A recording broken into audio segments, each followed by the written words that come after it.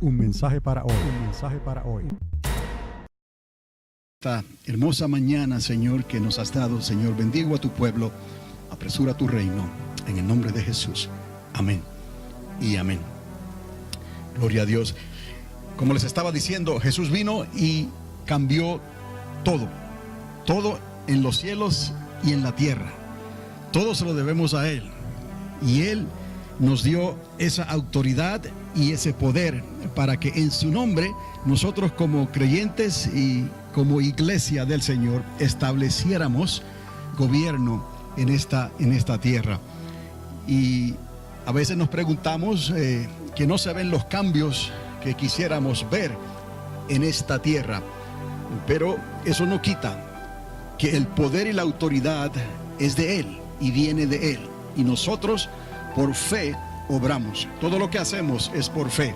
No nos podemos dejar llevar por las altas ni las bajas, o sea, las cosas que vemos allá que nos desaniman o las cosas que nos animan, ¿no? Tenemos que vivir por esa palabra que Él dejó, que Él la dejó con poder y con autoridad para su iglesia, para su pueblo, y eso somos nosotros. Recordando entonces continuamente cuál es la causa por la cual Dios cambió las cosas, no solamente en los cielos, sino también en la tierra. Y la causa de lo que hablamos, de lo que predicamos, de lo que pensamos, la causa por lo cual Cristo dio su vida por la humanidad completa, es para que ninguno en esta humanidad se pierda, para que procedan al arrepentimiento y sus nombres sean inscritos en el libro de la vida, además de redimir entonces la creación, toda la creación. Entonces, hay algunos versículos que les quiero dar en esta mañana, y uno está en Isaías capítulo 22, del verso 20 en adelante.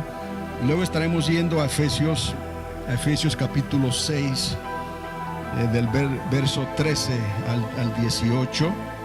Y ahí vamos a ver también Efesios capítulo 6, verso 10, donde no luchamos contra sangre y carne. Necesitamos la autoridad de Dios y el poder de Dios para poder luchar con fuerzas sobrenaturales. No le echamos toda la culpa al diablo. Él tiene culpa en lo que ha pasado, pero en realidad fuimos nosotros los que nos alejamos de Dios. Eso es nuestra responsabilidad, utilizar los medios que Dios ha dado para ser restaurados, para que nosotros podamos primeramente salvarnos delante del Señor y nuestra casa. Cree en el Señor Jesucristo y serás salva tú y toda tu casa, y entonces seguimos la causa de Jesucristo, la causa de aquel que pagó el precio con su propia vida. Y recordando también la gran comisión, ese mandato de parte de Dios de entonces promover esa causa por la cual Cristo dio su vida, no queriendo que ninguno se pierda, sino que procedan al arrepentimiento. De tal manera, diga conmigo, de tal manera, diga, amó Dios al mundo, que dio a su único Hijo, a Jesucristo, por nosotros, para que todo aquel, diga, que en Él creyere, no se pierda, mas tenga la vida eterna. Esa es la palabra del Señor para nosotros. Esa autoridad que emana de Dios, Dios la delega a su pueblo, la delega a su iglesia a través de Jesucristo, a través de la causa de Cristo. Nosotros hemos recibido autoridad, y entonces Dios establece un nuevo orden en la tierra y en los cielos para que todo sea restaurado. Y a la verdad que nos ponemos a pensar en que no es práctico promover el reino de los cielos con palabras solamente, pero prácticamente eso es lo que nos ha tocado vivir a nosotros en los últimos 2000 años. Hemos tomado esa palabra que Dios nos dio y hemos procesado esa palabra, la hemos asimilado para entonces promover el reino de los cielos. Pero en realidad se necesita más que palabras solamente. Las palabras de autoridad le hablan al corazón de un pueblo que está predispuesto, de un pueblo que quiere pero no de todos es la fe. Además de las palabras, hay naciones que pueden escuchar palabra con autoridad y no van a responderle a Dios, van a hacer caso omiso, ¿no? De la palabra de Dios y de lo que Dios quiere hacer en sus vidas. Y ahí es donde el Señor también estableció poder, porque si no creen la palabra primeramente, por lo menos que crean por las obras, y entonces crean aquel que dio su vida por ellos, y de esta manera se cumple la gran comisión, el mandato de Dios. Solamente las palabras nada más no es lo práctico, en realidad lo ideal para promover el reino de los cielos. Ahora, la palabra que viene con autoridad es recibida por aquellos que tienen fe, que esperan en Dios o que creen en Dios, o estén bien o estén mal. La prueba está en Juan el Bautista. No hubo profeta nacido de mujer de mayor influencia que Juan el Bautista. Y si recordamos sus enseñanzas y leemos en los escritos, no hubo milagros que fueron hechos aparentemente por Juan el Bautista. Sin embargo, él tenía esa palabra de autoridad y multitud de personas corrían a escuchar a Juan el Bautista y a escuchar su consejo. Y Juan, en el Espíritu de Dios, lleno del Espíritu Santo, se sospechaba que lo que ellos estaban buscando era otra cosa. Porque los que tenían religión, los que tenían conocimiento, mas sin embargo se habían adueñado de lo que Dios había establecido en la tierra para representarlo a Él, la ley, los profetas y la enseñanza, la instrucción de la palabra de Dios. Ellos se adueñaron en cierta manera de todo eso, y cuando vino Juan el Bautista reconocieron que él hablaba sobre esa instrucción. Se le llama la Torá. Él hablaba sobre esa palabra y eso le dio autoridad, porque Juan tenía autoridad. Entonces vemos como la palabra solamente puede promover el reino, pero no es la manera práctica, porque aquellos que no conocían de la palabra y de la instrucción no se acercaban a Juan a preguntarle, salvo algunos soldados que lo escucharon y conectaron lo que Juan estaba diciendo, y Juan también pudo hablarles a ellos. Pero en realidad vemos que no hubo profeta mayor que Juan, nacido de mujer, y Jesús dijo ni lo habría tampoco. Hay algo más que el Espíritu Santo hace y establece, y Juan habló de ese algo más. Ese algo más no es una cosa, ese algo más no es una fuerza, no es una energía. Ese algo más es una persona, es lo que conocemos como la tercera persona de una Trinidad que no aparece descrita en la Escritura, pero conocemos que Dios se manifiesta porque Él es el anciano de días, Dios Padre, Dios Hijo. El Espíritu Santo de Dios es el Espíritu de Dios. El Espíritu Santo es Dios. Tenemos a Dios Padre, Dios Hijo, el Verbo hecho carne, y al Espíritu Santo de Dios habitando entre nosotros y con nosotros y en nosotros. Entonces hay algo más que lo hace una realidad, el Espíritu Santo de Dios, lo cual entonces le infunde poder a esa palabra, y el Espíritu Santo confirmaba con hechos la palabra del Dios vivo. La iglesia, nosotros necesitamos en realidad creerle a Dios, recibir esa palabra, asimilar esa palabra como Juan el Bautista. Tenemos la autoridad, pero necesitamos el poder, la investidura del poder. Jesús también le dijo a sus discípulos: no os vayáis, no salgáis de Jerusalén hasta que seáis investidos de poder de lo alto. Y esa palabra de Dios es vivificada, esa palabra de Dios en nosotros es revestida del poder del Espíritu Santo en nosotros para que podamos hablarla. Entonces, y aquellos que creen, que están dispuestos a creer, se van a acercar, van a escuchar. La fe viene por el oír, y el oír por la palabra de Dios. Y esas señales y ese poder de Dios, aquellos que tal vez dudan, les va a dar la oportunidad de acercarse y ver si esto, qué es lo que está ocurriendo, por qué está ocurriendo esto que yo no me puedo explicar, que solamente tiene una explicación: que hay un Dios creador de todas las cosas, y que a través del Hijo y de su palabra, las cosas que ocurren que no podemos explicar, sobrenaturales, entonces las podemos entender y explicar por causa de Dios, por causa del Espíritu Santo, por causa de su palabra en nosotros y en su iglesia. Entonces, esa autoridad viene a manifestarse en la iglesia, en el pueblo de Dios, pero tiene que ser respaldada por el poder de Dios. Y en varias ocasiones Jesús mismo les dijo a los discípulos: os he dado poder y autoridad, como si fueran dos cosas diferentes. Les traje el contraste con Juan el Bautista para que vean una persona que sí tenía autoridad en el nombre de Jesús, aunque no se registra ningún milagro aparentemente en la Escritura, pero vemos a Jesucristo que viene en el nombre del Padre, lleno del Espíritu Santo, y él no solamente tenía autoridad y hablaba como alguien que tenía autoridad, sino que decretaba esa palabra con tal autoridad que cosas sobrenaturales ocurrían. Podía llamar las cosas que no eran como si fuesen. Entonces, en estos días escuché unas noticias en realidad sorprendentes de algo que acaba de ocurrir allá en Afganistán. Creo que ocurrió.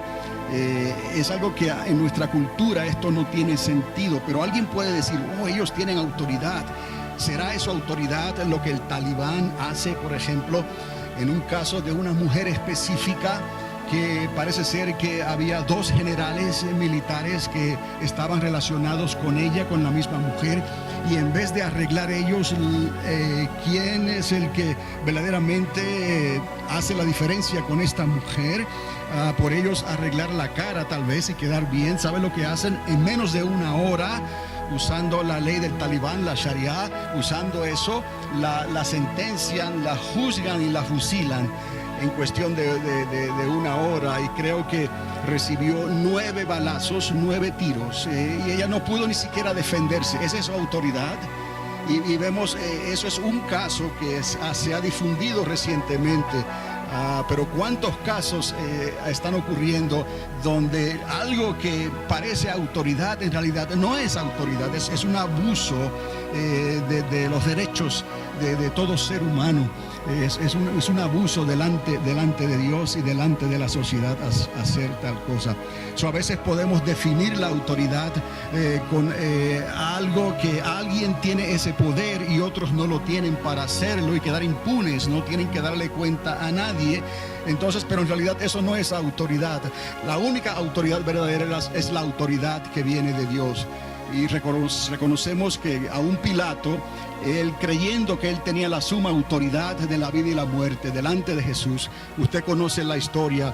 Jesús mismo le dice a Pilato: nada tú puedes hacer, Pilato, si no te es dado del cielo, de mi Padre que está en los cielos. Esa es la verdadera autoridad, y esa es la autoridad que debemos de reconocer en esta tierra, la autoridad a la cual debemos someternos.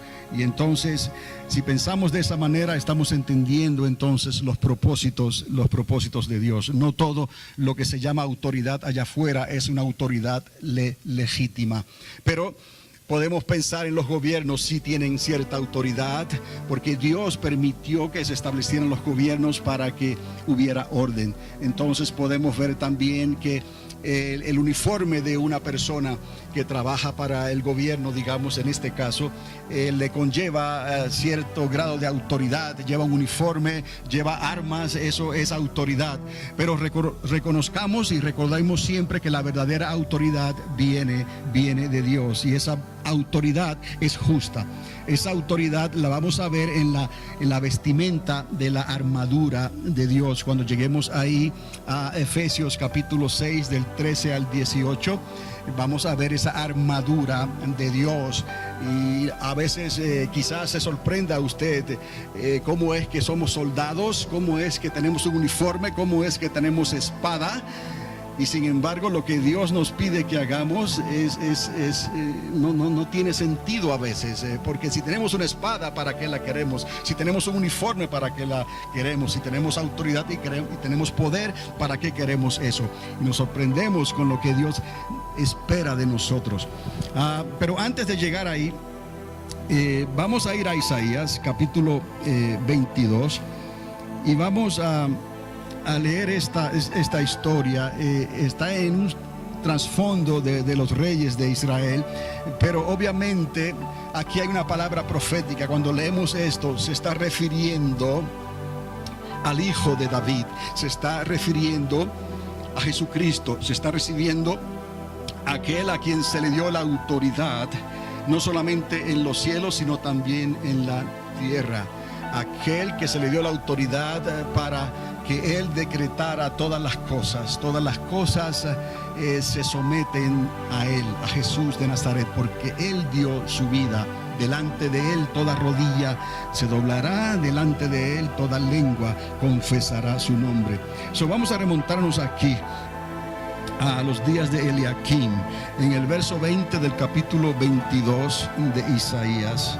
En aquel día llamaré a mi siervo Eliakim, hijo de Hilcías, y lo vestiré de tus vestiduras y lo ceñiré de tu talabarte, y entregaré en sus manos tu potestad, y será padre al morador de Jerusalén y a la casa de Judá.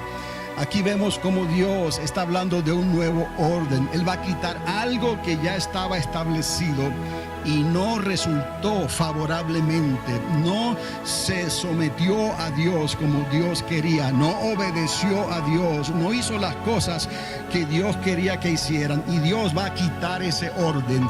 Dios va a traer un nuevo orden. Dios va a establecer su reino de una manera diferente.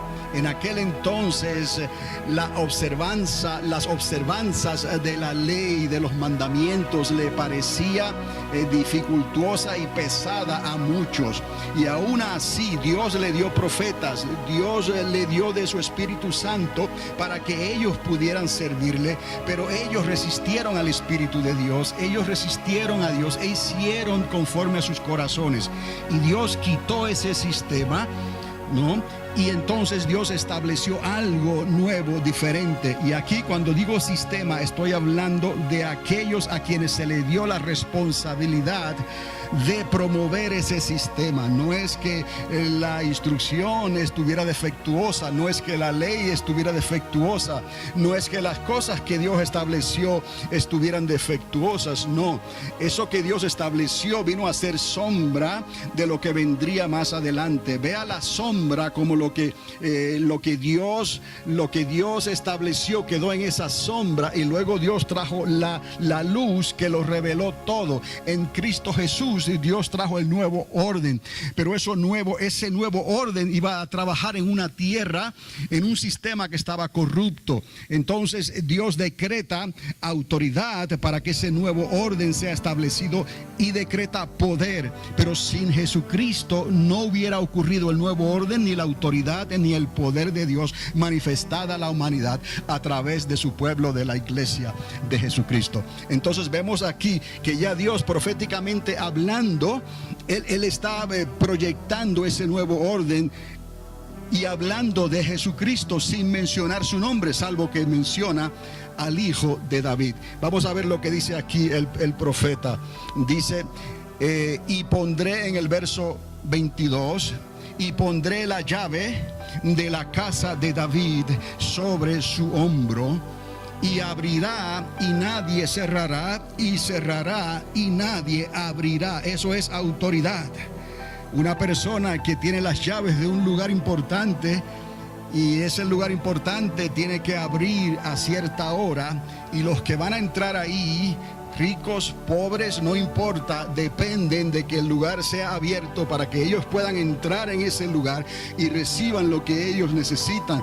Pero hay un anciano por ahí, una persona nada más, que tiene las llaves de ese lugar y quizás no está vestido como aquellos que están allá afuera, que son de otro nivel social. Quizás no tiene la preparación o la educación, no se puede comparar con aquellos que viven de otra manera y son representados en esta sociedad de otra manera. Sin embargo, quien tiene ahí toda la autoridad es esa persona que tiene las llaves. Si él no abre ese lugar, nadie puede entrar. ¿Estamos entendiendo? Entonces, aquí podemos ver cómo Dios está estableciendo, el Padre, un nuevo orden. Les está diciendo a la sombra, al orden antiguo, que no trabajó como debía de trabajar, no obedeció como debían de obedecer, no hicieron lo que debieron de haber hecho, y ahora Dios le está dando las llaves del reino, se la está dando a la casa de David, el hijo de David, Cristo Jesús. Cuando hablamos aquí en Isaías 22, estamos hablando del hijo de David, estamos hablando de nuestro Señor Jesucristo. Pondré la llave de la casa de David sobre su hombro, y abrirá y nadie cerrará, y cerrará y nadie abrirá. Es el mismo Jesús. Vamos a entender esto. Siglos atrás, aquellos días en que Dios trajo juicios sobre la tierra y trajo un diluvio sobre toda la tierra, aquella embarcación que fue construida por Noé tenía una puerta, y fue Jesús en realidad el que cerró esa puerta. Cuando Él cierra, nadie puede abrir. Cuando Jesús abre, nadie puede cerrar lo que Él ha abierto. Cuando Él cierra, nadie puede abrir lo que Él ha cerrado. Y aquí lo podemos ver ahora. Entonces, en el verso 23 continúa diciendo: y lo hincaré como clavo en lugar firme, y será por asiento de honra a la casa de su padre. Lo plantó y le dio autoridad. En el nombre de Jesús de Nazaret hacemos todas las cosas. Y he ahí nuestra autoridad en Cristo Jesús. Y dice: colgarán de él toda la honra de la casa de su padre, los hijos y los nietos, todos los vasos menores, desde las tazas hasta toda clase de jarros. O sea, la misma palabra nos enseña que Jesús vino a lo suyo y los suyos no le recibieron. Toda la casa de Israel, todo estaba ahí delante de él, y ellos no supieron reconocer el tiempo de su visitación. Por lo tanto, él vino a establecer el orden del Padre con su autoridad, y encontró resistencia, encontró esa misma resistencia que el profeta. Un mensaje para hoy. Un mensaje para hoy.